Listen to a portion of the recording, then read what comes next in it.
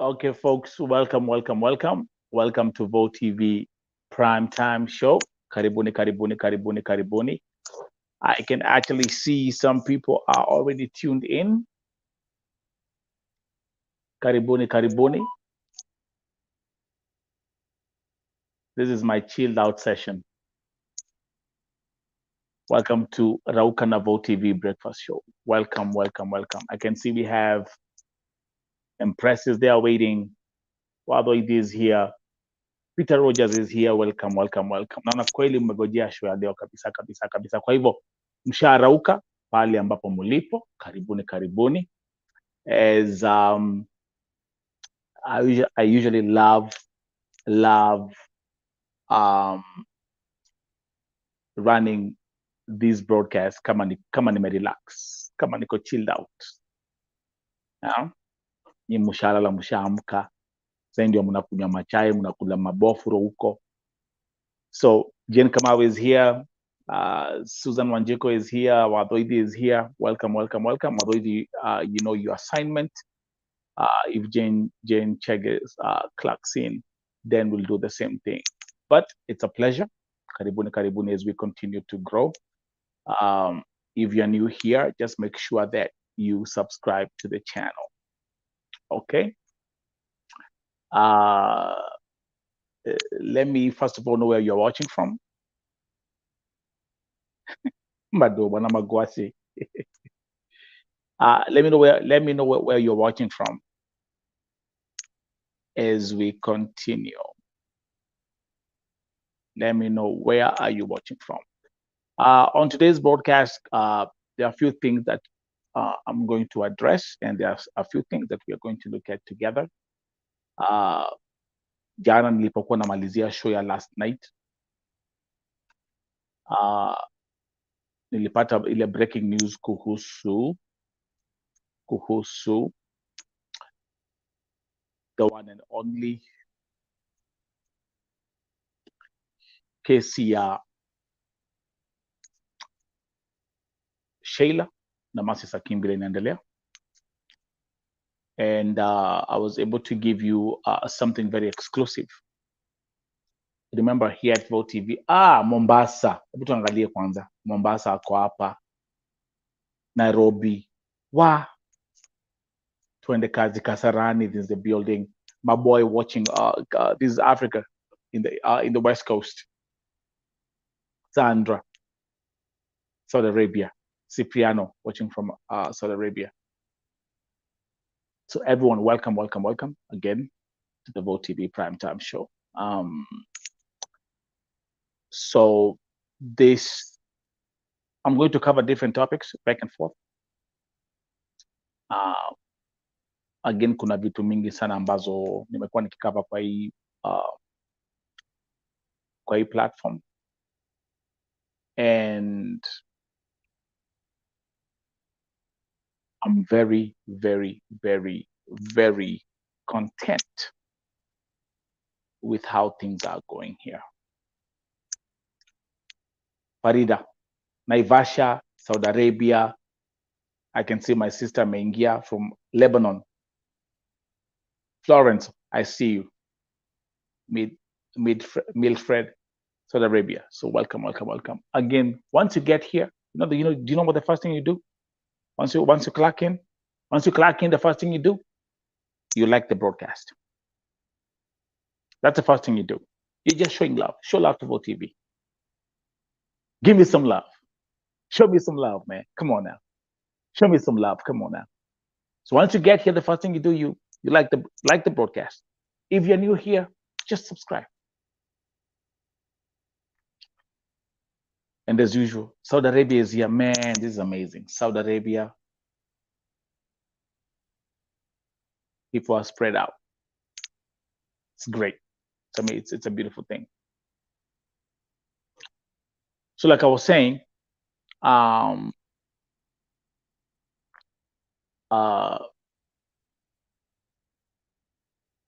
the end of yesterday's broadcast, I made the announcement, and it was breaking news about SHEILA. na kama vile nimekuwa nikisema, there are things that we are doing on the back end. I don't thump my chest about it. I'm just grateful. I'm just humble about it. The fact that Mike Sonko, we have the channel to communicate with him. I'm able to get information here at VoTV. My sister Beth in Qatar. By the way, Beth, if you get here, make sure my clock in. So God is good. God is good. God is good all the time. Na nikaweza break the news ya kwamba SHEILA amehukumiwa kifo. Na itakuwa through kunyongwa. Those were the exact words. This is crazy, and I'm gonna say something. When I woke up today, because you guys are 8-9 hours ahead of us. When I woke up today in the morning, I received a video. Someone sent me a YouTube video telling me hawa ni wazazi ambao wanalilia watoto wao, msichana wao ambao yuko Saudia asikauliwe. Inaweza kuwa ni SHEILA. I didn't give it much thought, because when I wake up in the morning, I have like thousands of messages and thousands of missed calls and all that stuff. So it turns out that, again, miraculously during the end, as my day was moving forward, I was able to get that confirmation during my live broadcast last night.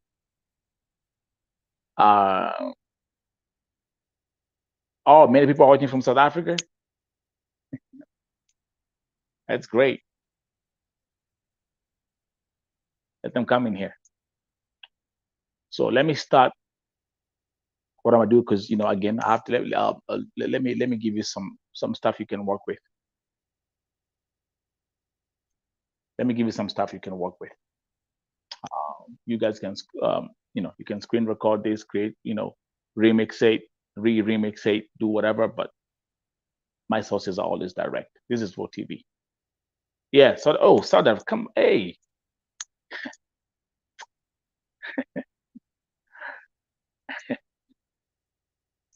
KBM. Let me break you down the numbers. By the way, can I say something before I even play the audio again? The biggest viewership on all my platforms in anything is from Kenya, is directly from Kenya.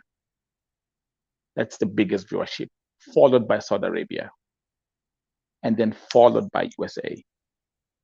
That's how it always works. It's always the whole time I've been here in the diaspora, the whole time I've been in the industry, my viewership is always number 1 Kenya, number 2 Saudi Arabia, number 3 USA. So, okay, so tuanze kazi. Let me make this baby small. And again, I'm gonna shuffle back and forth between different subjects. Wacha kwanza niwachezee video ya, kuna hii video ambayo nilipokea. Let's watch this video together.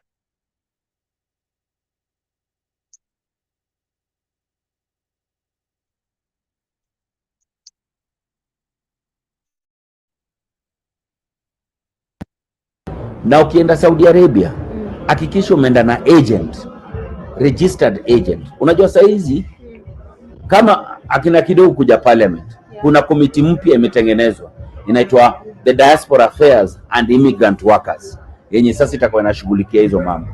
Hizo ma agency zote zitahave kuwa verified, tujue ni nani anapeleka nani, na lazima ukuje useme mimi kama Jalas agency nimepeleka huyu, nimepeleka huyu, nimepeleka huyu. Hawa wako kwa mkono yangu.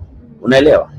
Na pia kuna madem pia utoka tu. Wasi pia utoka. Ukiingia hapo kwa bunge sasa, watu wakiongea, watu wakidiscuss, pia ndio unasikia kuna msitu alienda hiyo time ya kuenda ambi mtu ameenda, ukishanuka huko ndio sasa anaanza kusema mimi kuaga huko, na hakuna hata mtu alikuwa ameambia anaenda. Lakini madem, tafadhali hakikisha kwa umeexplore huku, hakikisha umeenda na agency registered yenye tunaweza jua umeenda nani, umefika nani. Agency lazima watakuwa wamesema Jalasa alitoka hapa akienda kuwa houseboy na ameenda kufanya job ya houseboy kwa Mohamed Ibrahim. Mohamed Ibrahim ndio huyu, unless hizo licenses zao zote zitatolewa. Hiyo committee inakuja, by the way, Diaspora Affairs and Immigrant Workers, hapa kwa bunge tutaitangaza. Okay, so watu wa Saudi Arabia mmeshasikia, mmesikia hiyo announcement ya kwamba wana create i department ya diaspora na immigrant affairs ambayo itakuwa pia inashughulikia mambo za kucontrol na kuangalia mambo za agencies.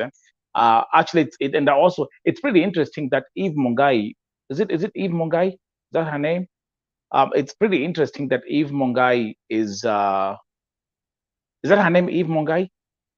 Ameanza kudocument mambo za Saudia. She's covering Saudi cases on the ground. And that's Jalango, the new member of parliament, Langata. So,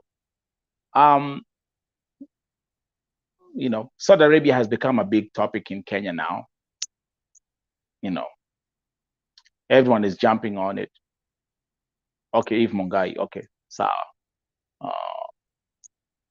you can let me know what you maoni yenyu hapo. So that's a good thing.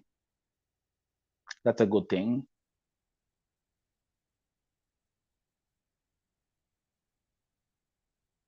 Things are step by step falling in place. I said from a long time ago that a time is going to come where, you know, I was saying this 7 years ago, that a time is going to come when the agency, I mean, despite the fact that, you know, we have too much corruption in the country and, you know, they're all connected and everything. We have folks who are in the government who are in the recruitment industry. But I said a time is going to come where we're going to have a structure. Okay. So this right here, again, that's a good move. That's going to reduce. It will help reduce. I mean, have all these distress calls under control. I do believe. My phone, you know, as long as my phone is beeping all the time, napata messages kila wakati, everyone, trust you me, I have some cases here that if I start talking about, hata siwezi nikamaliza. You know, so just know the influx of cases is still there, which is still an indication that there's some work that needs to be done. But it looks like with the new government, you know, things are falling in place. The control is going to get better. Alfred Mutua anakuja Saudi Arabia wiki hii. And talk about Alfred Mutua, there's one thing I want to mention about that trip and my prognosis of what's going to happen. So shout out to Eve Mungai. The fact that she's jumped on these Saudi stories. Nilimwona akiwa kwa airport akiwa na ile familia ambayo ilikuwa inagojea msichana wao. So looks like she, you know, she found something else that she can start also documenting on the ground. Now let's get to the main. Sasa okay, now this is the main one right here. Again, this was breaking news yesterday. Nikiwaambia mambo za vile SAKIM amehukumiwa kifo. I know you guys are waiting on this one. Now, nataka, I want to make this very crystal clear ya kwamba the confirmation about nilipata is from very clean sources. Shout out to my sister Beth, anakujanga hapa kila wakati. She walks in here as a guest. She's in Qatar. And this was Michael Sonko talking. Sasa nimeongea na Saudia, sasa embassy huko Saudi Arabia, mambo si mbaya ya Masi. Sasa wanasema sheria kule watamnyonga huyu Sheila, lazima alipe gharama, family iandike barua, bila hivyo wanamnyonga. Sheria huko inasema hivyo. So wacha niongee na family ya Masi. Loud and clear. Hiyo ni Saudia. Ukiua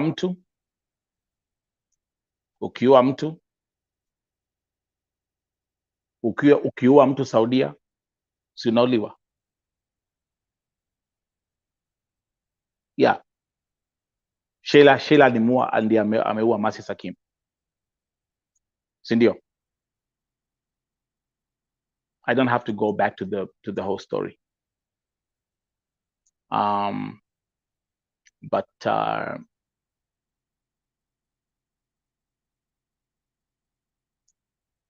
let the Saudi government let the Saudi law take full effect. I say that and I will stick with that. Nimekuwa nikikava hii story sana. I dug so much information, especially about Sheila.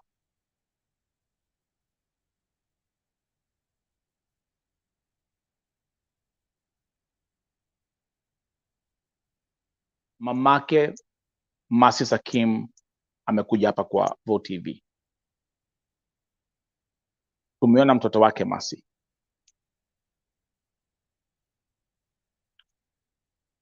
Promise Baraka. Mamake amekuja hapa akalia machozi. Tumelia pamoja. The cousin has been here, Mweni. The cousin to Masi SAKIM.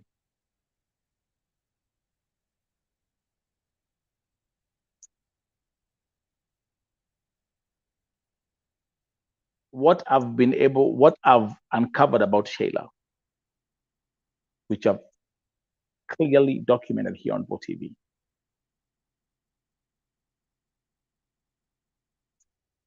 I classified her as a psychopath, a narcissistic, ice-cold killer, murderer.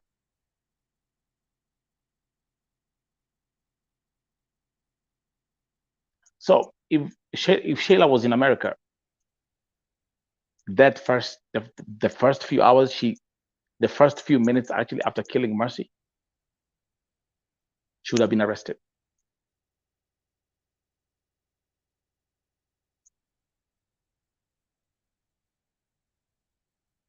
And depending on which state in America that would have been,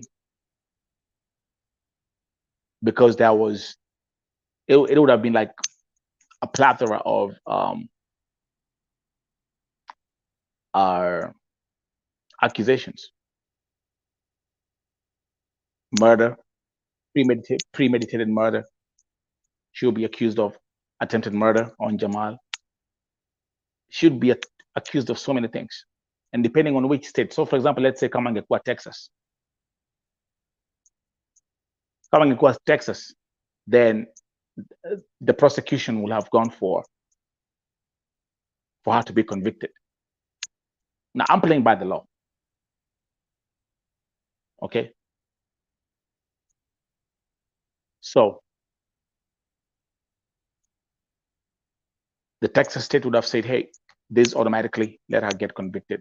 I mean, convicted. And then after that, they should be taken to death row. Now, the difference in America is that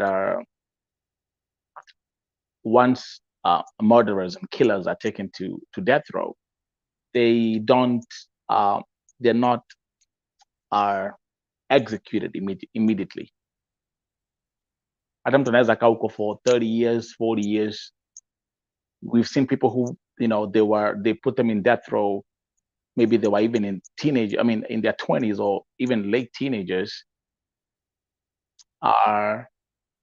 and they are they're executed in their 80s or in their 70s. Now that's American system. In Saudi Arabia, it's different. So, and based on this is a very, very huge case. So my documentation has to be very, very crystal clear. My source of that information, so that once we now, because people are going to start putting this information out on all platforms. YouTube is going to be remixed on YouTube. It's going to be remixed on TikTok. It's going to be remixed on Facebook. I just want to make sure that we are all on the same boat. Okay. Now, let me give some little training to some of these YouTubers. When you're getting content from VoTV and you're reposting,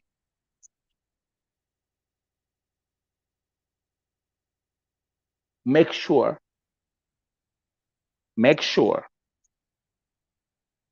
that you tag VoTV. Kuna watu wanakuja hapa, they'll come here and mnakuja mnachukua, you'll screen record, you'll record this, you'll take this, you'll take that. Okay, na mnajijua. I don't have to mention, I don't have to call out your names. Mnajijua. Mnakuja hapa mnachukua, then you make the mistake when you're putting it on your YouTube channels, right? Like now, come on, if this is my face, like you see, like now the way the screen is split, now I have the double screen, right? So now what they will do is, if it's yangu, itaekelewa majani. Hata naweza ekelewa mandizi hapa. Good morning, Gareti Nyambura, welcome. Hata naweza ekelewa hata wanaweza eka picha ya mandizi hapa. Just to make sure that it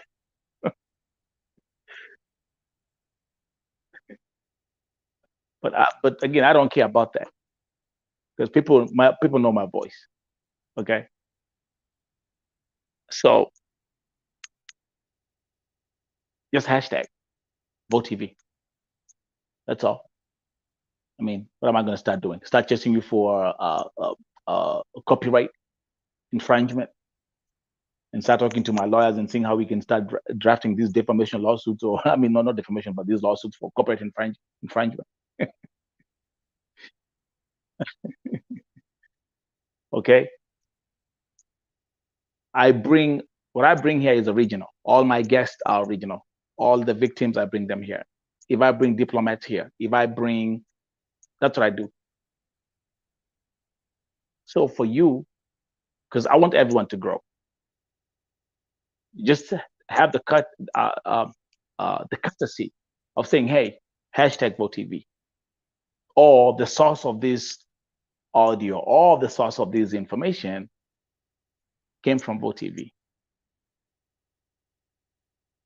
Mnajijua. Right? So, Alista, thank you. Fatma Mengia, my sister Fatma from Saudi Arabia. Chesang Faith, welcome. Again, Madoivi, you have some work to do today in the morning. So again, wacha tusikize, I'll play for the sake of the documentation, making sure that the documentation is right, and to make sure that you get the information right. Let me play this from my song. Sasa nimeongea na Saudia, sasa embassy huko Saudi Arabia, mambo si mbaya ya masi. Sasa wanasema sheria kule watamnyonga huyu SHEILA. Lazima alipe gharama, family iandike barua, bila hivyo wanamnyonga. Sheria huko inasema hivyo. So wacha niongee na family ya masi. So let me see in your comments. Let's go to the comment section. How do you feel about this? I mean, my Facebook is blowing up. My Facebook, there are like thousands of comments there. But let's run this again. Start. Let's have this communication. Jane Chege is here. Welcome to Vote TV. Jane Chege and Vapoidi, you guys, you are there. You know what to do. Mkona kazi. So, and again, let me actually again announce publicly. I say that Vote TV network is going to create opportunities for my fellow, especially for my fellow Kenyans, who I know they've worked as kadamas and who are actually in Saudi Arabia or who have worked as kadamas and who understand the pain of working. I mean, what a domestic worker goes through. So I said Vote TV network is going to create opportunities for 200 people, and that's my vision. And because remember, everything starts with one baby step. So I'm happy to announce again that I have my first two. Wadoidi, welcome, karibu, welcome to Team Vo. And let me also welcome Jane Chege. Thank you very much. Thank you. I'm happy for you. We are here. We are servants. Okay, that's what we do here. We serve humanity. We're here to serve humanity. Anybody who want to come and be part of Vote TV network, you can help. So I'm putting you as moderators. You can help with when it comes to comments, when it comes to replying to what the people are saying. I'm going to start giving you training how to run the website, putting you in the back end of the admin, and showing you how to run different things like emails, all that kind of stuff. Okay. When God blesses you, unainua wengine. Folks, the people who have reached out to me saying they want to support Vote TV network, people like KBM, you've been very helpful. Thank you very much. There are different ways that you can do it. Here on YouTube, you can, for example, you can use the super chat. Super chat is right there. It's activated. So you can click on the super chat and you can, whatever you want to give. You want to give $2, you want to give $10, you want to give $100, whatever it is, it's up to you.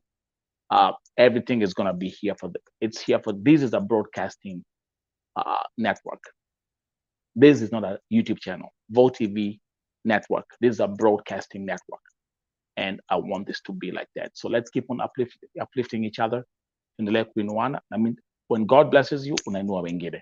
And people know that my heart has never left Kenya. Okay. So I think let me see what people are saying for comments.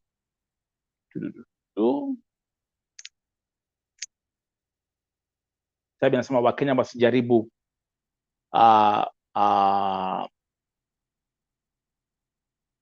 Wakenya wajaribu kumchangia huyu demu ati tumlipie yeye kuwa mtoto wa wenyewe. Huyu demu wacheni akule kiburi yake, ameua kwa upanga au auliwe kwa upanga. I absolutely agree, Tabi. Wathoidi, this is Africa. Let this be a lesson to all the ladies who are in Saudi Arabia. Absolutely. Wajua kuna kitu moja, there's one thing I discovered about huyu SHEILA. Ice cold killer, a psychopath. He's a psychopath. You know why? Number one, while I was investigating this case and bringing all the facts to the people, she was sending threats.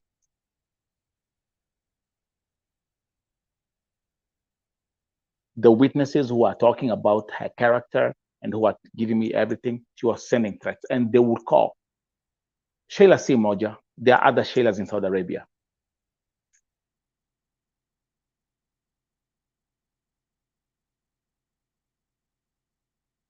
There are other SHEILAs in that Saudi Arabia. There are other SHEILAs in Saudi Arabia. Just know that. They have a clique. They have a clique. Na huyo mwanamke acha nimwambie zile vitu ambazo alikuwa anafanya hiyo nchi, acha nikwambia hata ni vitu hata siwezi nikaongea. But you know this.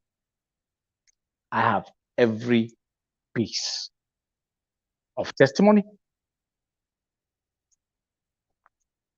Video zako vile ulikuwa unajiuza online, niko nazo zote. Hakuna kitu sina. The only thing, that's my biggest challenge. I don't know where to place them, because I can't. I've done the editing imeisha.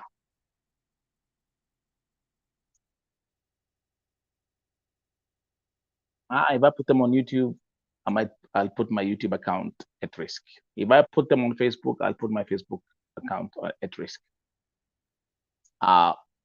My website is the only place, voicesofthepress.com. And you know, we'll see. I'm a tech guy. I'll find a way. But yale maovu huo mwanamke amefanya.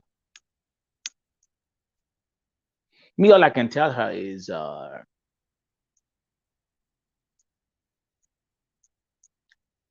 ita Mungu mkutano and repent and confess. And make sure you confess to the mother of Mercy SAKIM. Make sure I confess to the son. Mtoto wa Mercy ameachwa yatima because of you. Because of the fact that you could not stand somebody else dating your ex-boyfriend or whatever you guys were doing.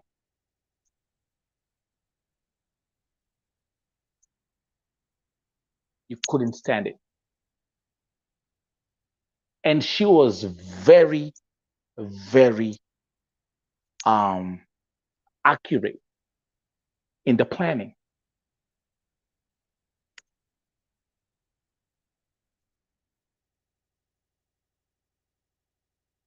Alitumia acid. Remember what I kept on saying at the beginning? Why acid? Kwa nini acid? Where do you get so much acid ya kwenda kuua mtu? I kept on asking. At the beginning, wakati niliambiwa mambo za acid, I kept on asking God, why acid? Why? Hey, you guys have seen the expose that I've done. You guys have seen the expose that I've done. The clique they have, wanajita malaya sugu. Who takes pride in calling herself malaya sugu? Who takes pride? Who takes pride like that? Hebu niambieni nyinyi ambao mko Saudia, especially.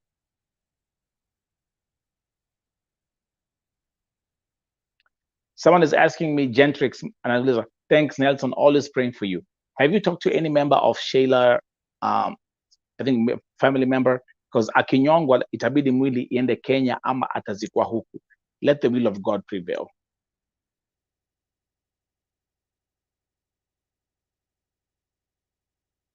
The only way I can talk to the family is if they reach out.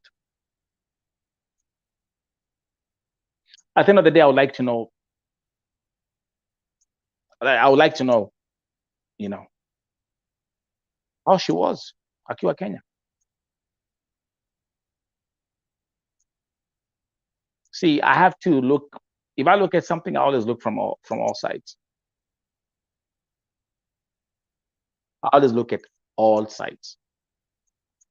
So, yeah, Gentrix.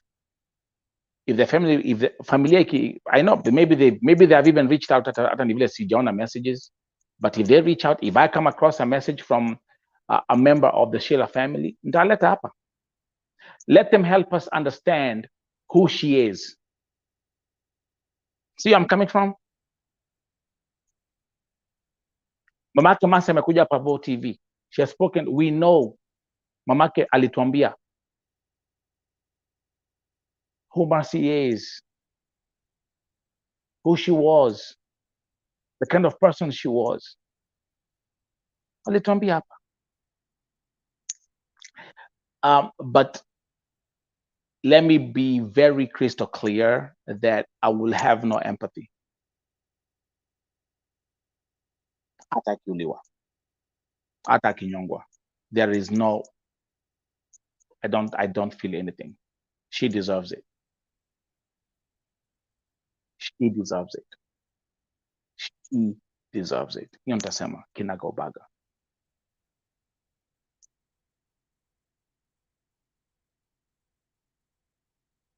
Nitapatia mfano actually na nitapost hizo picha, by the way. Nitapost, kuna vitu ambazo nitaendelea kuwapostia online, mtaona hizi mambo wa Kenya wanafanya, mnafanya ni wa Kenya, Kenyans on Kenyans. Sasa ni Mwarabu. No. Ni wa Kenya. Ni wa Kenya. Let me, okay, women. Okay, I'm gonna ask you a question. I'm gonna ask you a question. Okay, I'm gonna ask you a question. Seriously, is it worth it? Is it worth it kuua mwanamke mwingine kwa sababu ya mwanaume, ama mwanaume kuua mwanaume mwingine kwa sababu ya mwanamke? Is it worth it? Let's start from there. Is it worth it? Yes or no? Is it worth it?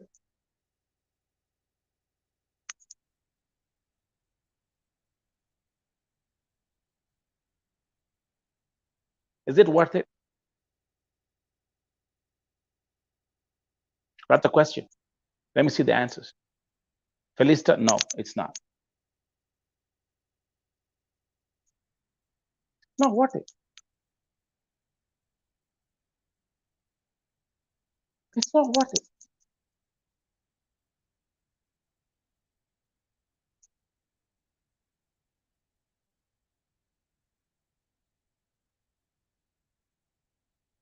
Now we've lost, because of this nonsense, we've lost 2 people.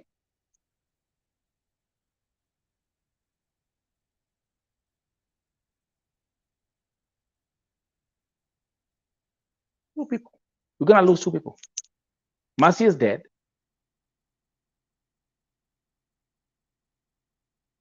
And the next online, itakuwa ni SHEILA.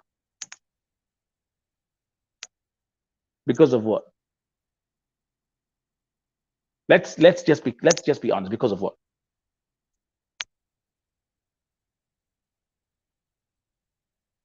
Because of what?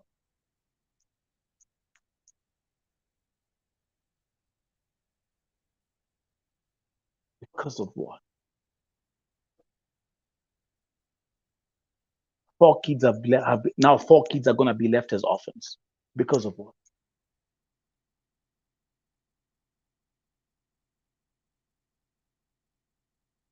Because of what?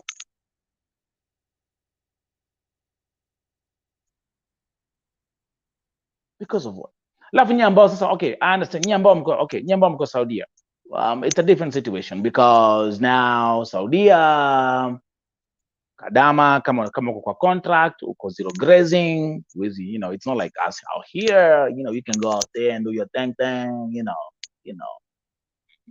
your freedom. I understand, but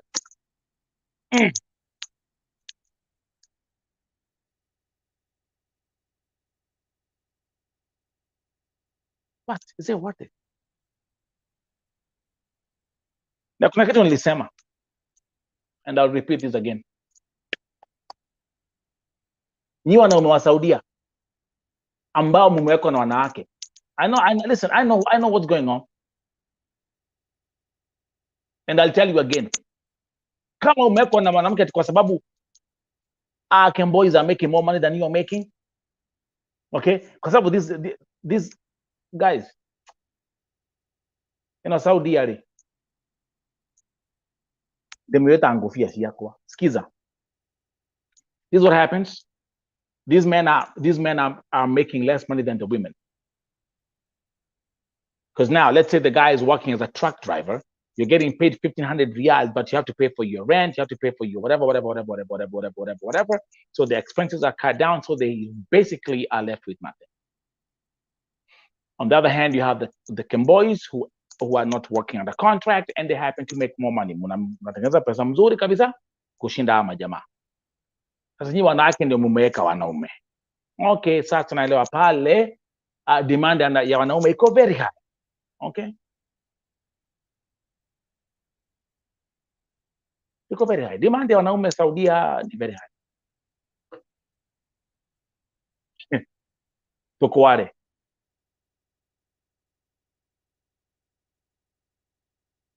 I know that. Demand is very high. And by the way, do you know, like, one reason why I'm saying like they should make these contracts, chukueni the contracts, make these contracts 1 year. Make these contracts 1 year. Make them 1 year. Toko wale.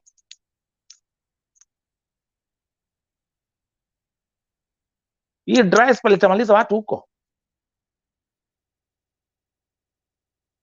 I mean, I'm just, see, me, the thing is, me, when I speak facts, I just speak facts. I'm gonna tell you how it is.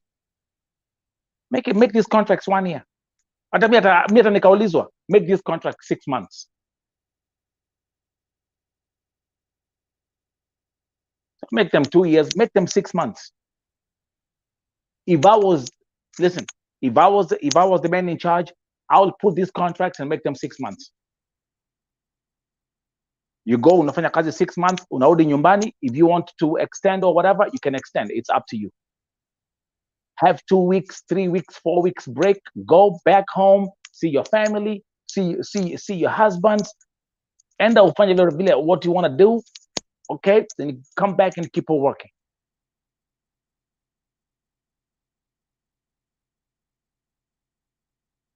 Lakini sasa, my fellow brothers and sisters, we are going to lose 2 women because of what? Masi ashakufa tayari. It's not worth it. It's not worth it at all.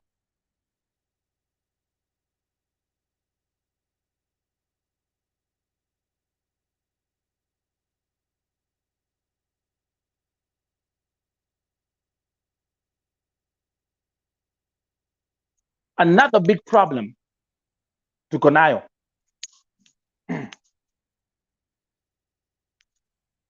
And by the way, we're going to get to this as my next topics. Breaking news yesterday.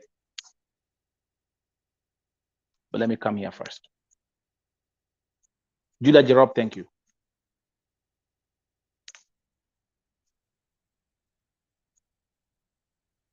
So let me address, I'm going to look at the main topics here.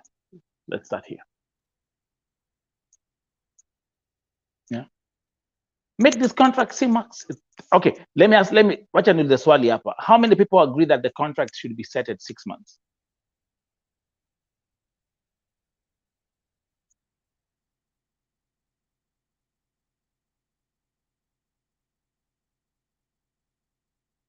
How many agree?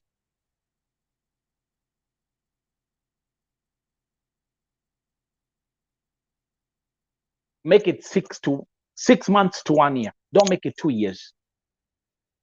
Hii miaka mbili inaleta shida sana. Keep it short and such that you can recycle.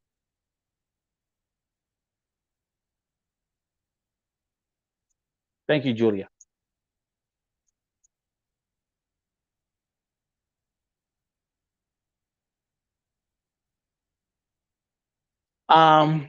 Alfred Mutua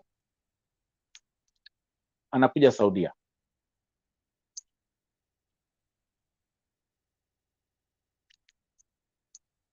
Now, let me say this. There's something I want to say.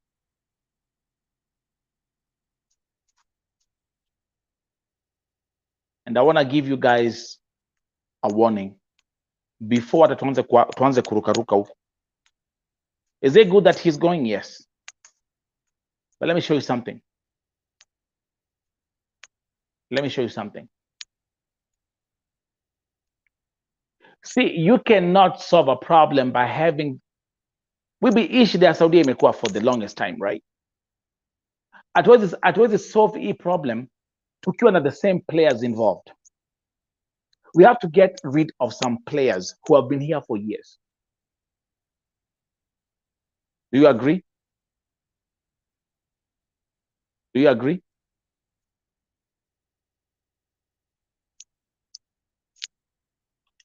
And that starts from the embassy all the way down.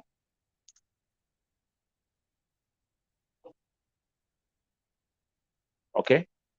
Now, I want to show you something. Dr. Alfred Mutua, you're going to Kenya. I mean, to Saudi Arabia, yes.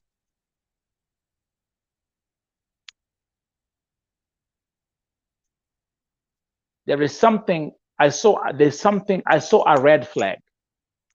Kumbuka nimekuwa nikidina all these kind of how should I call them?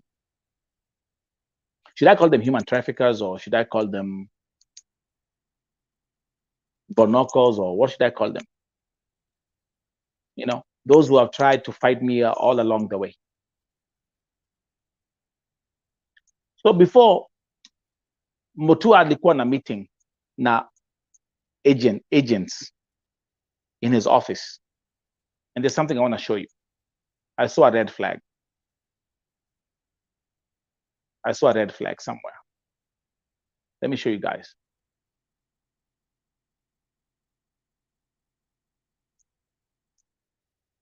I saw a red flag somewhere, and I'm going to show you right now. Give me a second.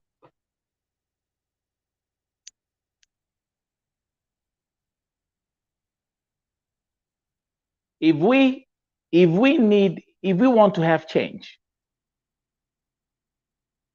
we need new faces and we need new players in the game. Okay?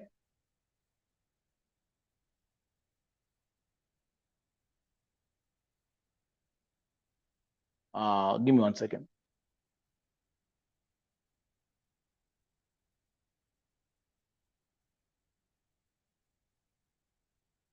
What's going on here? Come on, man.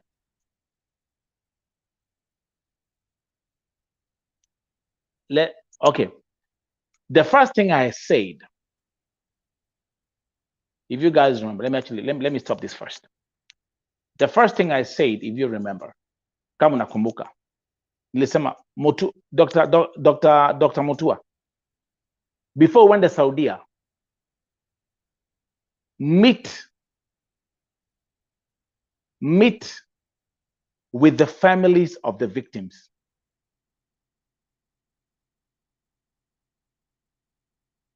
To solve this issue, you need a lot of wisdom.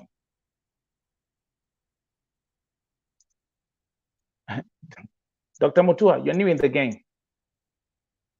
I'm giving you some free nuggets out here because I've been here for 1 minute as a human activist. The first thing you should have done, Dr. Mutua, meet the families of the victims. Wale ambao wanakuambia vile watoto wao wameuliwa, wale ambao wanakuambia mtoto wangu alikuja akiwa mlemavu, wale ambao wanakuambia kama mtoto wangu alikuja akiwa na alama za kuchapwa. That's exactly where you should have started. But you made one mistake. The mistake you made is you called the same agents to your office to come and give you the sweet stories of how beautiful Saudi Arabia is and how beautiful how they make things. I mean, how they run the business and how they run the industry. And then they'll tell you the same lies, and they'll say the biggest mistake in Saudi Arabia, and that's why people are being killed, is because of Camboys. That's a mistake you made. That was a red flag. That for me was a red flag. That was a big red flag. Now, stay there and waonyeshe. I'll show you right now. Because my agents nawajua. I know their faces. I've dealt with them. Let me show you something here.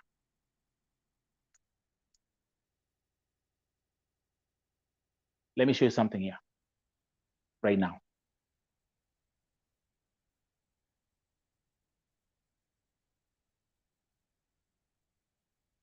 Okay, I'm gonna make this baby.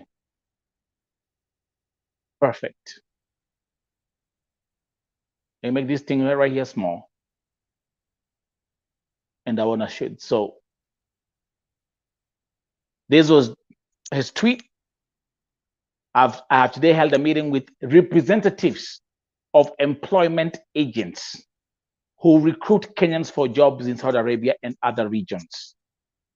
The meeting was informative with complex, mind-boggling revelations and a cry for help. A cry for help from who?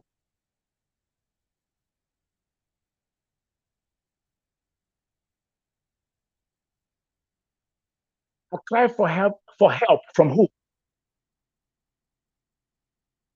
And then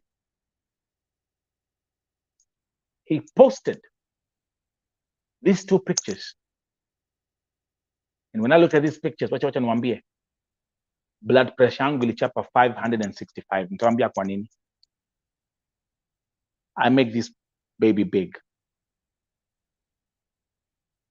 These two individuals on this picture.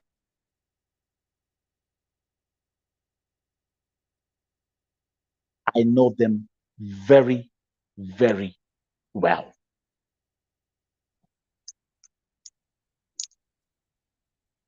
Huyu mwanamke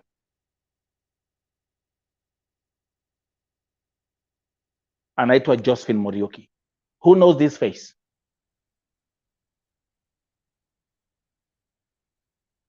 To remind you, let's go back to the story Beatrice Farogoro.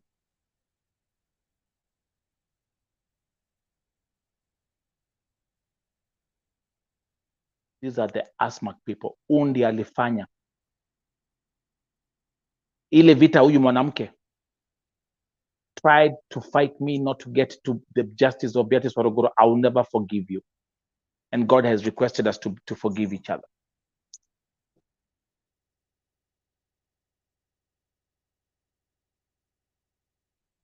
The same people in the game. Ndio yuko hapa. Ndio yuko hapa. Exactly what Doidi. Zile vitu Lillian was saying, biashara itaendelea mpende msipende. That one I'm going to tell you. Watu wakufe wazikwe. She's right.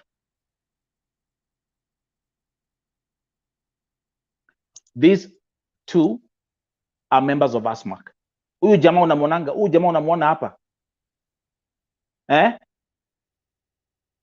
This guy sends me messages on my WhatsApp like a groupie. What asimwangaliangi? I brought him on my platform once about 2 years ago. Bure kabisa. These are the people who try to coin facts. These are the people who try to lie. They try to do everything. And I will tell you this in your face. You don't deserve to be anywhere close serving humanity, because all you have in your mind is the blood money that you get from the oppressors.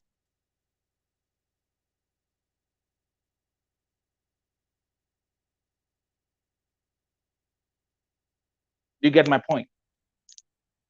This for me was a huge red flag right here. Especially these two. Mnanijua, huyu jamaa kwanza huyu. This guy is a clown. This guy sends me text messages on WhatsApp. I never reply. I don't even look at his nonsense. And it's all about Kemboys. Then because he has a bipolar disorder, the next thing he's telling me, Kaka, good job, bro. Niaje kaka, niaje bro. We nani na mao. Bro, wada shigana. This right here for me. Uyu, Josephine Morioki. You made us, mulifanya Beatrice Farogoro azikwe kama umbwa. I will never forgive you for that. the dirty games you played when I was uncovering the story of Beatrice Waruguru. Maiti ya Beatrice Waruguru ilikuwa imewekwa for 11 months. Hamkuwa na any plan ya mtoto wake, mamake azike mtoto wake. Ile kuzungusha mumezungusha mamake Waruguru. Ile maongo muliongea. Even after nilipokuwa napanga maandamano, you are the ones who made, you call mama Waruguru for a meeting, mkamdanganya, you brainwashed her. Now I'm speaking. Those who have been here for the longest time, you remember. Hawa ndio walienda kuambia mama Waruguru wasipatiane mpaka bana ya Beatrice Waruguru 2020 nayo maandamano.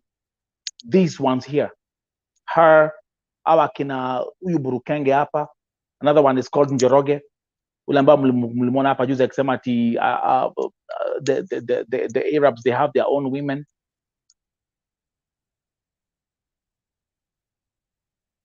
So kuona ya kwamba Mutua had a meeting with these guys, that for me is a red flag already. It's a red flag for me.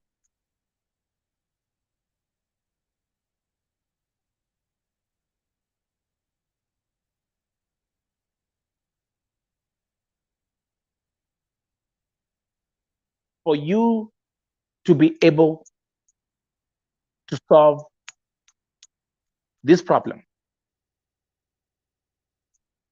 you need to hear from the victims. Talk to the orphans who have lost their mothers. And I've been coming here and nimekuwa nikiwapatia list kama mshasahau. Enda kwa familia za kina Maximilian Muhanda. Enda kwa familia kama za kina Njeri. Enda kwa familia kama za kina Pauline Murugi.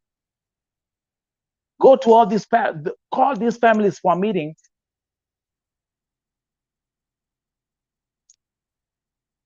Lakini you're calling you summoned the same players. Okay, all the time hata nikaanza kusoma messages ambazo napatanga hapa, people are crying for help. Even as I'm talking to you, people are still crying for help. What do I always hear? Hey, my agent afanye hivi, my agent afanye hivi, my agent afanye hivi, my agent afanye hivi. It's you agents. And there's a lot of darkness there's a lot of darkness that has dominated this industry. And you guys know that. And you know that I know that. And I'm the one person that you guys cannot silence. Mumejaribu kila kitu. Mimi walijaribu kila kitu, hata walichoka. They gave up.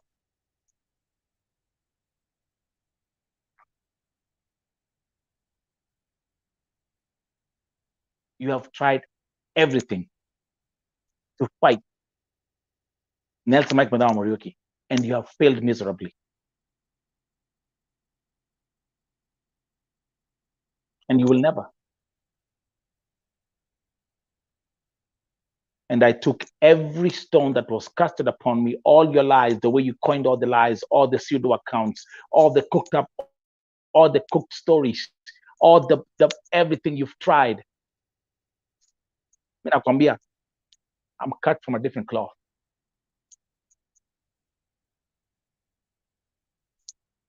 This is Vote TV.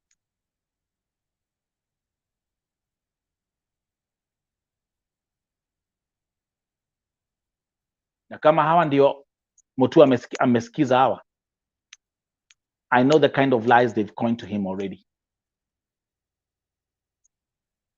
You should have called the families to your office. Hii mkutano haikuwa supposed ikue ni atu Mutua with the agents peke yake. No.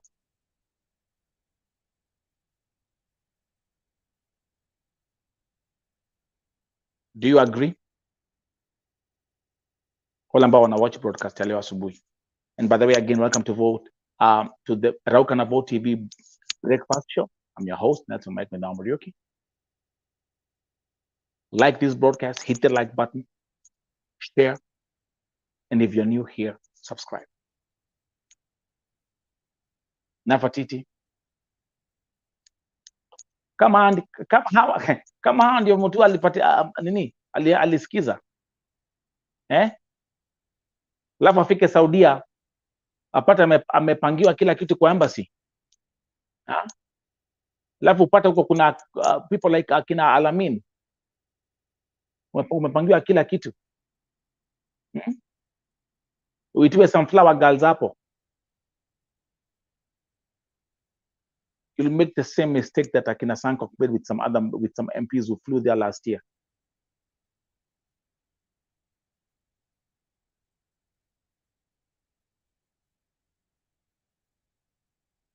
Mi sijui.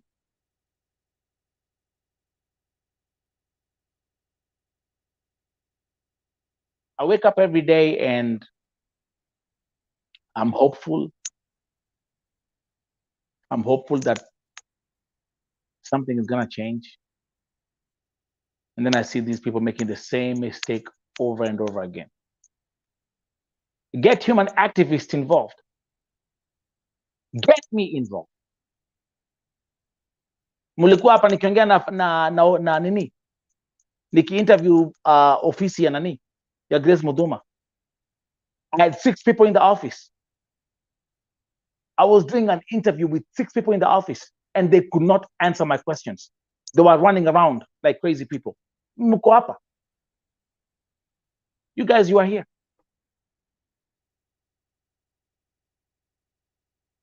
Not one single agent will come and sit here to have a conversation with Nelson Mike Madam Muriuki, because they know once I start pulling these things up, once I start pressing these buttons, once I start putting all the evidence that my database that I have for 8 years, for 7 years, nikianza kuwekea vitu hapa waone, they can't speak.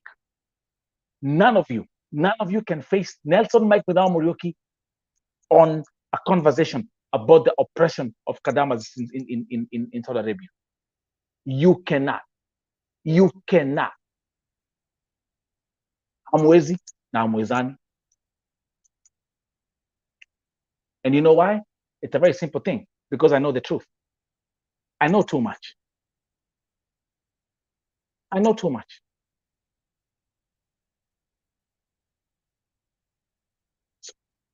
So the only way you can operate is you use underground methods to operate. You never show your faces.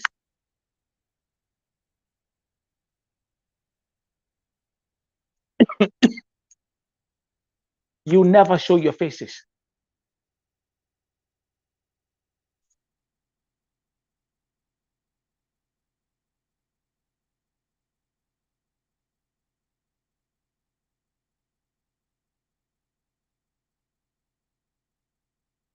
I like this phrase from Isaac, who's saying it's the same monkeys in different forests. I agree. This for me right here. Let me show you this thing again. Mimi hapa, this right here is a big red flag. If these are the people who are calling themselves the representatives of the employment agency in Kenya, these ones here, we are done. We are done.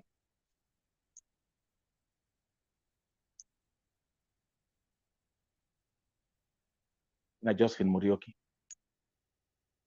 Huyu mwanamke namwonanga, I repeat, huyu mwanamke nikimwona hivi,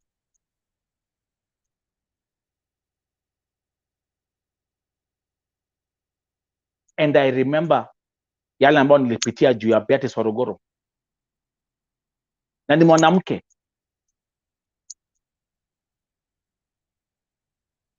Ile uongo walipikia, the way, and actually, you know what, like everything was so perfectly arranged until these people came in the picture. Na ndio waliambia mamake Waruguru ati ukienda maandamano ama upatiane bana ya Beatrice Waruguru, hatutalipa nini expense za mazishi.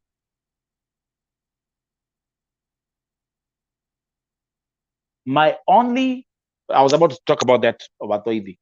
My hope is Mike Sonko, because Mike Sonko, acha niwaambia, Mike Sonko is working. Mike Sonko is working. That one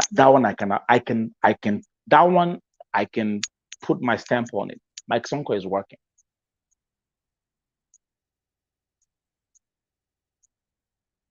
Really, he's working.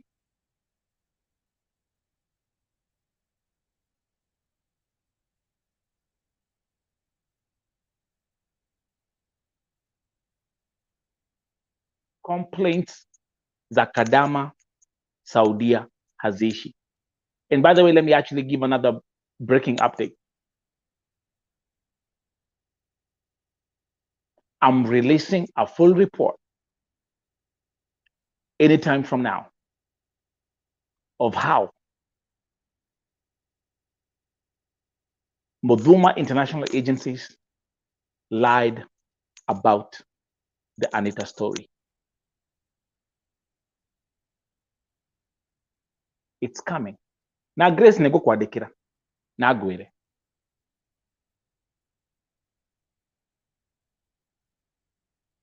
Nitakuandikia. You know how I operate. I appreciate that you came here. By the way, I did a poll on YouTube after people walisikia interview Anita and then listening to Grace Mutuma and her employees, the interview I did with them here. Nikauliza, who did you believe? 94%. 94% here on a Vote TV poll have all said Anita. All of them.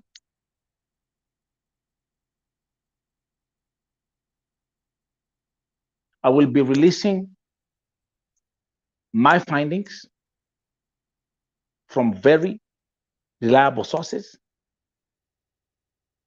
Na mjue hivi kina Mbogua. Let me give you a perfect example for you to see how this thing worked out, right? I kept on saying, hey, when I was talking with them, remember I was saying, don't piss on my leg and tell me it's raining.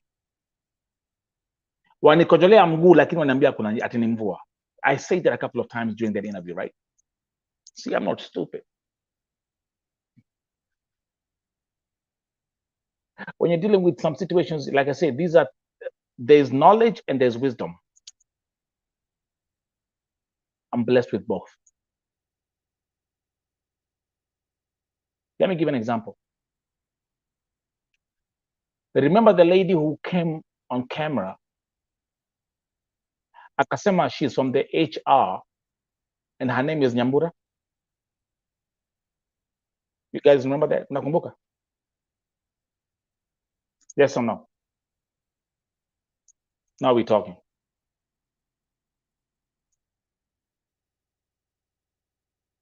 Those who were here while I was running that interview. Do you guys remember there was one lady who came on the camera, akasema anaitwa Nyambura from the HR. The one who choked. He couldn't, I kept on aliji contradict like about 69 times. At one point, she even kept quiet. Who remembers that lady? She said, my name is Nyambura. You remember? Hey, Kabokomide. I think you guys are fresh. You're supposed to be fresh. You mushala tayari. The interview I did with the Motuma employees. Who remembers a lady who said her name is Nyambura and she's in charge of HR?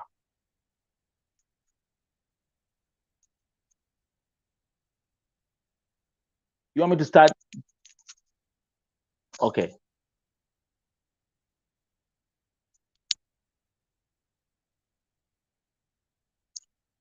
So I'll give you an example. Her name is not Nyambura. She's not called Nyambura. I know her name.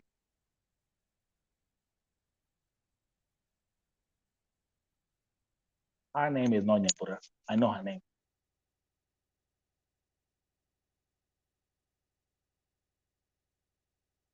I know her name.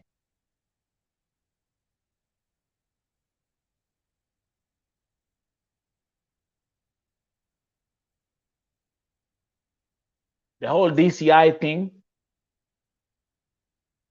DCI wako hapa, remember? Remember the whole DCI thing? DCI, Nelson, Medamo, DCI are here. You remember?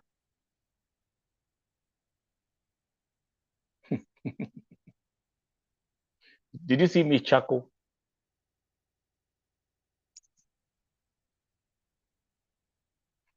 There was nothing like DCI.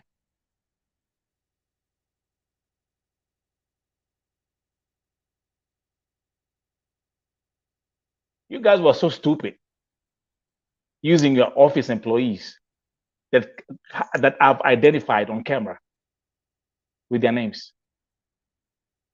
There was no DCI.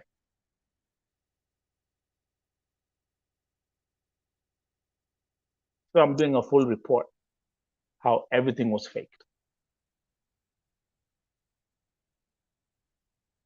It's coming out. 94% of the viewers here on Vote TV believe Anita.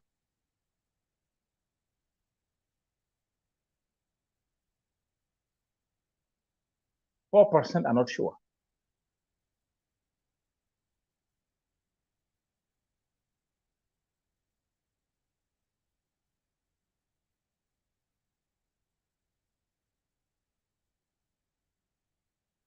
So much I've known, man. See, don't try to listen. Don't, and I always keep on saying this, man. Don't try to play me in anything. If I look at you and I'm smiling while you're telling me a monkey story, I'll keep on smiling because that's how you play. I just put their poker face. Sabina, welcome. It was a joke. And you know how I do it. Once I get my 10 fingers on this keyboard, it's over. So that report is coming. And let me actually play you something here. Mtaskiza, these are exclusive. Hope I can fast. Someone, a whistleblower, sent me an audio, 36 minutes. It's a 36 minutes audio.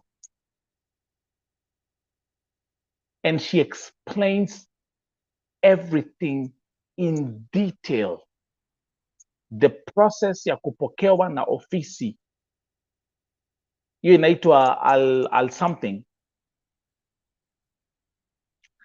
She sent me everything. She spoke for 36 minutes. Nakwambia mkisikiza, once you listen to this whistleblower report, because I will release it. I will release it. The things she's talking about. She explains everything. Na amesema, justice for Anita. So let me tell you this. The folks at Mutuma International Agency. Grace Wagari, Moduma. Like I call you. You know, you have the same name like my show, Grace Mangari. And I will call you and tell you. You know me, Miss Vichangi. If I come on public record, I will still call you in private and I will tell you. You played yourself. You played yourself. I know everything. I know exactly how they pick up the wheel. Give me a second. I'll play you some bits. Nakwambia, this one right here, what I have, I mean, this whistleblower report testimony, this is what you see on CNN, New York Times, Washington Post. That's the kind of stuff that you see. Like this is like a major bombshell.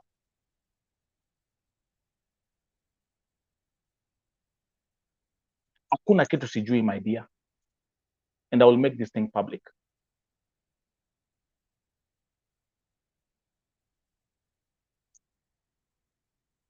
I know everything. Vile mnapokea wasichana, vile wasichana wanachapwa, vile everything. I know every detail. How they run everything inside that office. It's that office she's talking about. But anasema ya kwamba hata hizi ofisi zingine huwa tu ni hivyo.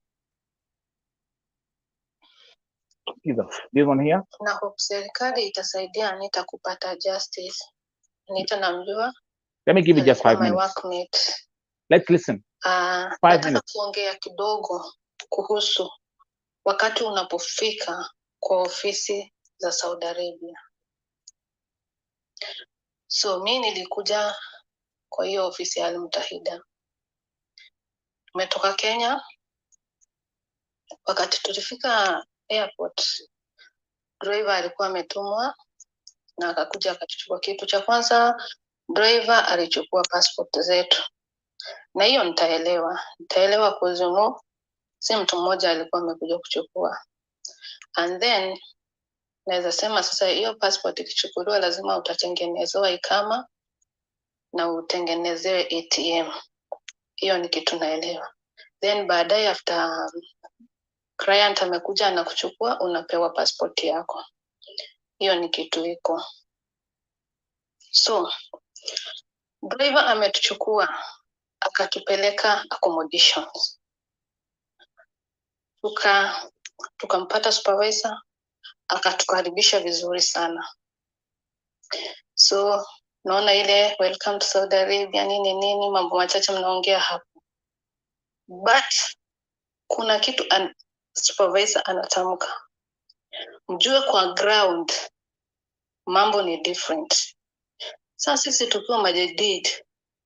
Sasa wewe unacheka unafikiria tu mengine anaongea kuhusu hali ya weather ama nini. Keep listening. So uwezi elewa amesema aje. Kwa ground mambo ni different.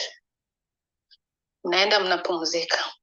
Mnapewa hiyo siku mnapumzika, mnaenda mnalala, ni safari ndefu. My friend, kesho yake after mmepewa breakfast.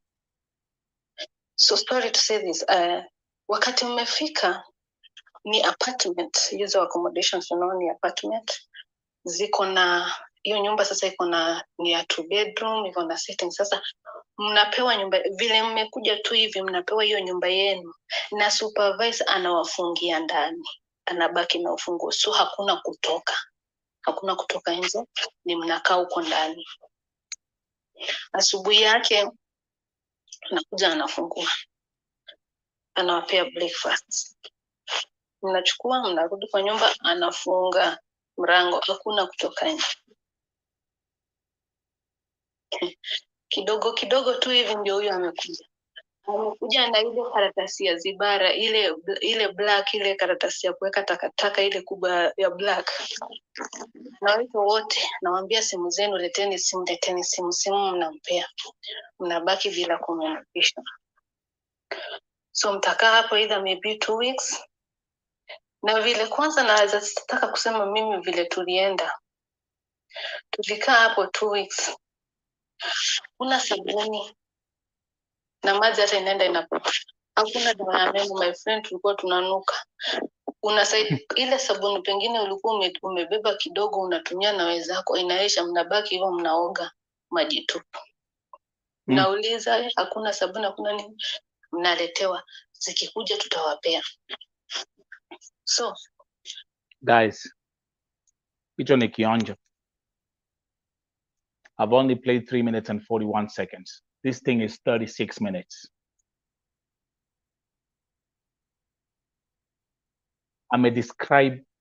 She has told me everything.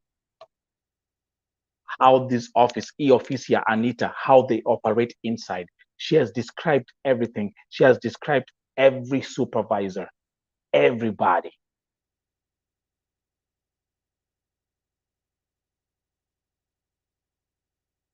I have my notes here. Nikona about 10 pages. I had to take notes. Kwa hivyo mjue hivi. If there's one thing you cannot defeat, is database and knowledge. So I said, okay, it's fine. They said they want to take Anita to court. Mpelekeni kotini. Let me see where you're gonna start. Lakini niliwapatia free legal advice. Remember what I told them? Don't waste your time. Don't even try. Don't even waste your time. And that's free legal advice. Don't waste your time. Actually, the best thing you should do is you come out and say, hey, by the way, guys, we lied, tried to play you guys. We had some fake DCIs. We had an HR who gave a fake name. We were trying to, all this thing was all animated, Just that's the best thing you can do. 94% of the people who watched both Anita's interview and your interview here on Vote TV, 94%, they've all said they believe Anita.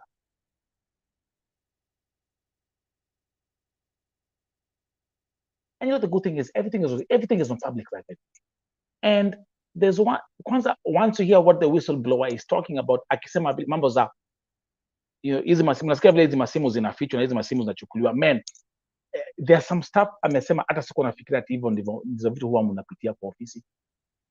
And by the way, because this is Vote TV, I want to show you, there's something I want to show you real fast. If I can get it real fast.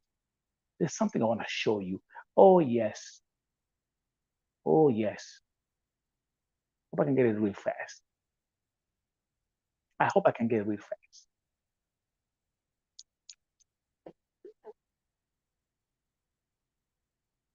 Kumbukeni. Oh, niko na copy. I have the copies of the contracts. Zile wasichana huwa wana sign mtu akitoka kwa kafiri akienda kwa ofisi akisema hataki kufanya kazi kwa ile nyumba kwa sababu either ya mateso ama ya changamoto ambazo anapitia. I have the contract which they sign. Na Anita alidescribe your contract exactly. Na akatuambia your contract ya your ofisi huwa imeandikwa na Kiarabu, hakuna pahali huwa imeandikwa na Kizungu.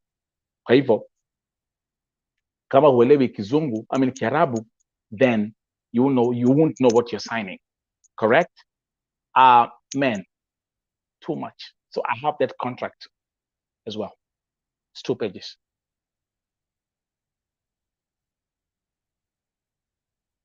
All these red flags.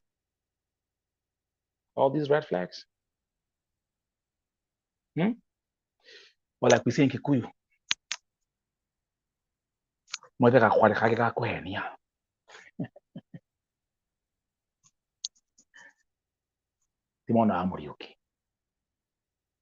it's such a shame. And the way these guys, and now coming back to the whole thing na Mutua. Watu ni kama, it's like, I don't know. Okay, can the agents tell us, do you guys take an oath?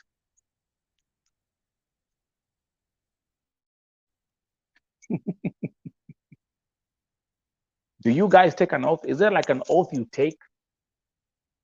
Ya kwamba you will stand and defend each other in good times and in bad times. Wauliwe wasiuliwe. Wateswe wasiteswe. You take an oath and you say, we take the oath and we say, we will stick together for the sake of the money. Mwarabu ndio analipa. Mwarabu ndio the fulus man. Yeye ndio anapatia fulus. Who am I talking to?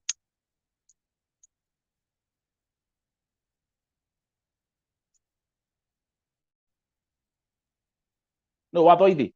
It's 94% they believe Anita, 4% are not sure. So only 2%. And that was a Vote TV poll.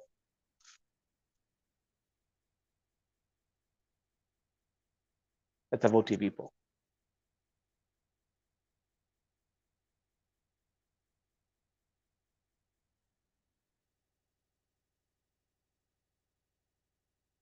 All I'm going to say is this. Flo amesemaje, zetu zilichukuliwa pia, tutaambiwa ati wanachukua juu wengine hupiga simu wanateseka kwa office, but ukweli wanateseka. Now I know everything. These whistleblowers spoke for 36 minutes. and I'm gonna break it in 3 parts. Itakuwa 10 minutes, 10 minutes, 10 minutes. Hakuna kitu hajaongea.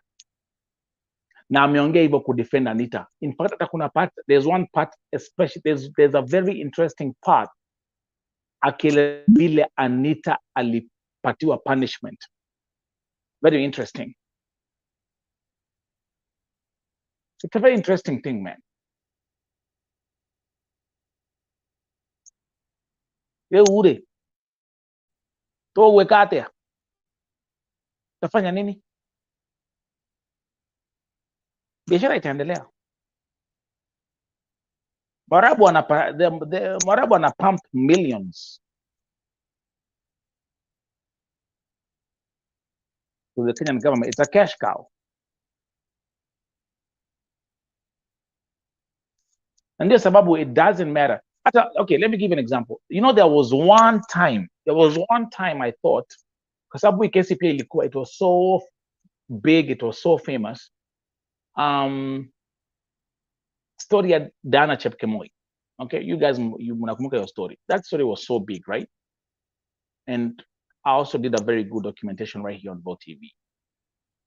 And by the way, breaking news, I will be hosting the Masi SAKIM family. Familia Masi SAKIM itakuja hapa Bo TV. So be on the lookout. Mweni amenyandikia right now. So the mother, mamake Masi SAKIM anakuja, mtoto wake anakuja, Promise Baraka anakuja, and Mweni will be here as well. So that's coming soon. Dana Chepkemoi, not one single agent stood up or stood with Dana Chepkemoi. They all said ilikuwa ni shida ya mwili.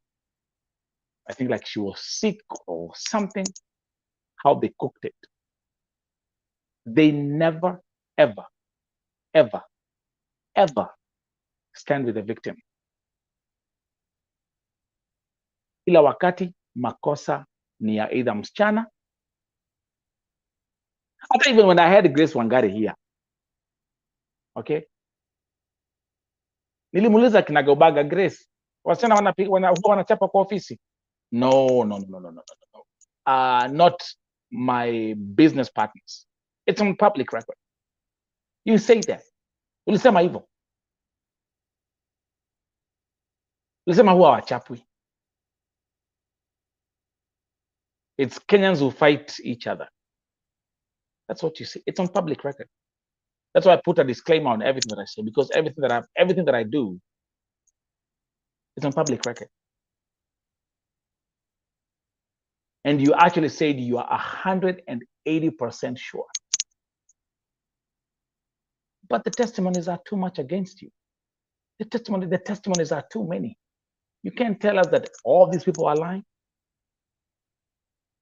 Kama ingekuwa tu ni Anita peke yake, that would be like, okay, give you the benefit of the doubt. But now it's like hundreds and thousands of people who are complaining about the same thing.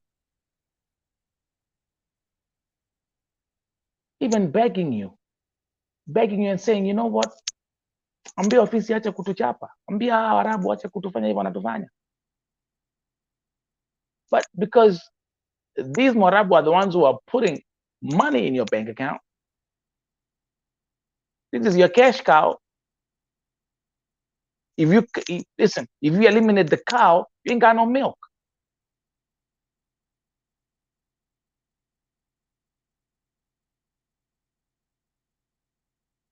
Alfred Mutua, let me come back here again. If this is all you listen to, kama ndio alikuwa anakupatia mawaidha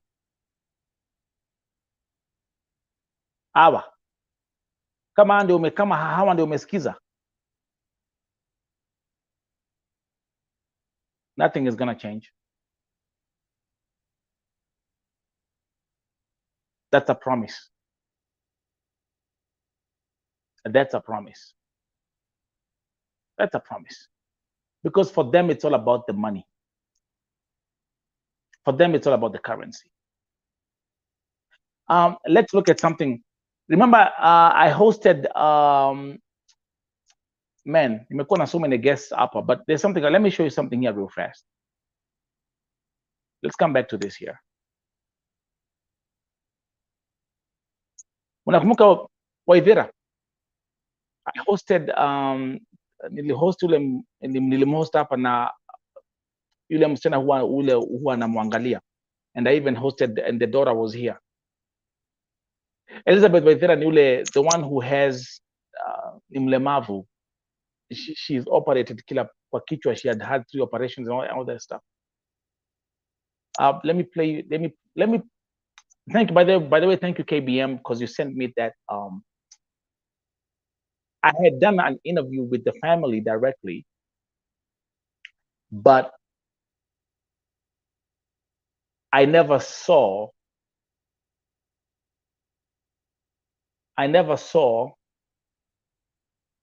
the coverage from Citizen. Let's watch this.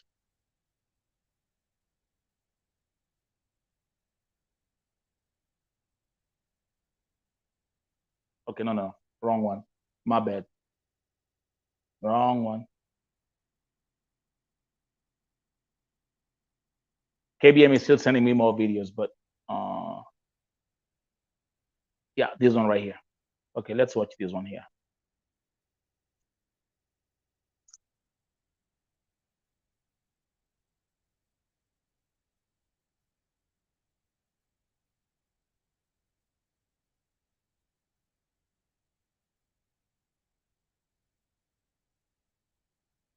One second.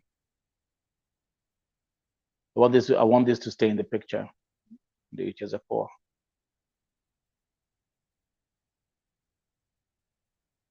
Hey, come on, man.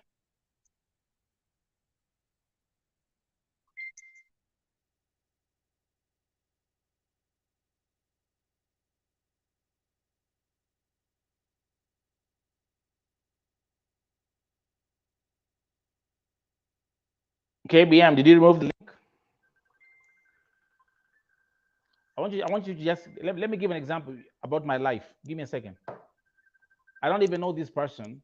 Watch Mona. This is my life.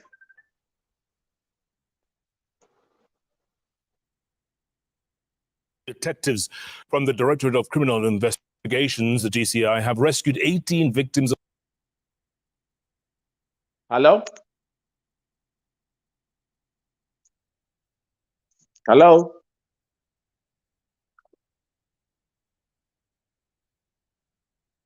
Okay, let's watch this together.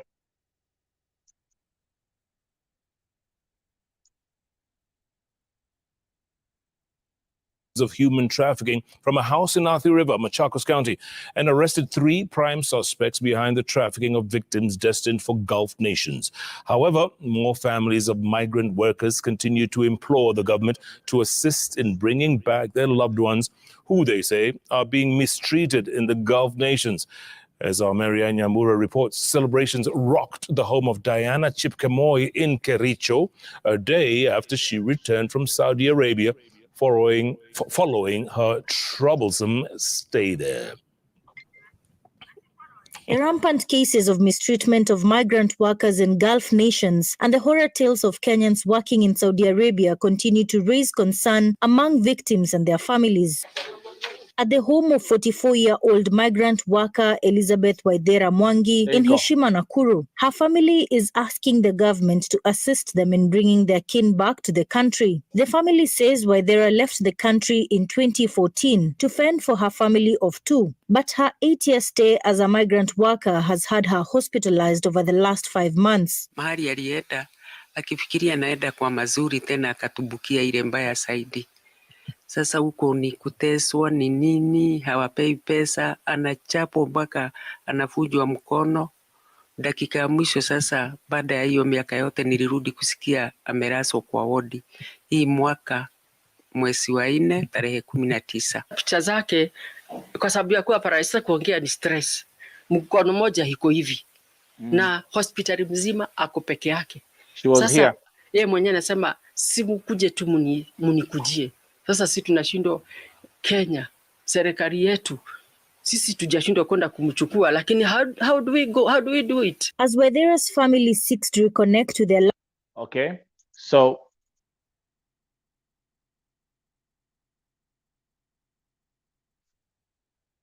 Alfred Mutua, hapa nipo ngeanzia. This is why you could have started. Go to these families, enda mashinani, enda uongee na wazazi kama hawa, enda usikie yale ambao watoto wao washapitia.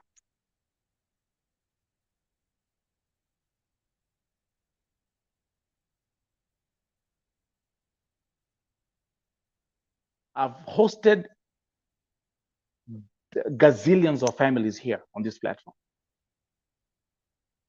Hapo nipo ngeanzia. Don't you guys agree? But anyway, let's still stay hopeful. Tutafollow very closely. Wacha tuangalia kama kuna kadamas ambao wako on the ground ambao wataitwa kwa mkutano. People like Yvonne. People like Yvonne, kwanza ulisikia vile aliongea hapa last night. Crystal clear, giving facts, crystal clear. She has receipts, she has everything she is saying, she's backing it up with evidence. Na mwenyewe ashapitia hiyo maneno.